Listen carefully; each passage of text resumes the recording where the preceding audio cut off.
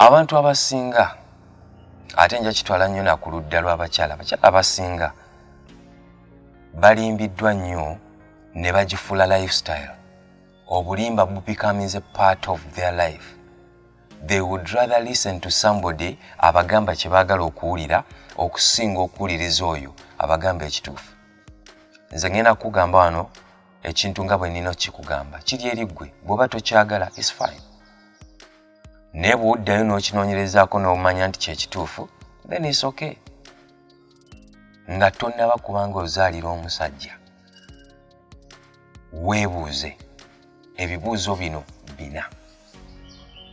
Ekisooka, ndi mufumbo omusajja ono yampasa. Ansa bw'ebeera nti omusajja ddala yakwasa oli mu bufumbo, ebibuuzo bino ebiddako ebisatu byesonyiwe. Naye nga ansa bw'eba nti no olwedde toli mufumbo, weebuuze question eddako.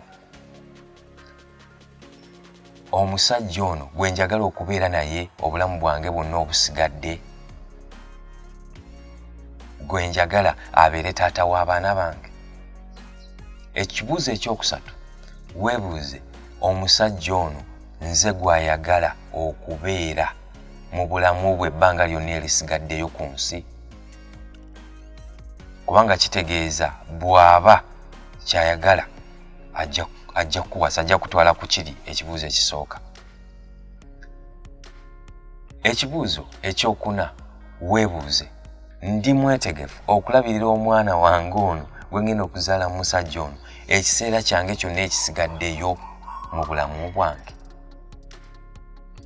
Nga taata w'abaana tali mu bulamu bwange. Ebibuuzo ebyo ebina bw'omala obiddamu ansa yonna gy'ofuna, genda mu maaso n'okukola decision eddako. Bw'owulira nga byonna osobola obbyaŋŋanga paka ku kibuuzo ekyokuna, zaalira mwana wattu. Njagala okimanye okuzaalira omuntu tekitegeeza nti gwe gw'agenda okulonda okubeera mu bulamu bwe bwonna obusigaddeyo. Mubyegamba nnyo wano nga mutandika nze nja kubeera naawe kansanja gwe nzaalira olabe bla bla. Bw'oba okkiriza obulimba nga bw'oyagala bufuge mu bulamu bwo, it's okay. Naye bw'oba okkiriza obirivinga nti amazima gasobola okuleetera obulamu bwo okukyusa, then amazima malungi nnyo mu bulamu.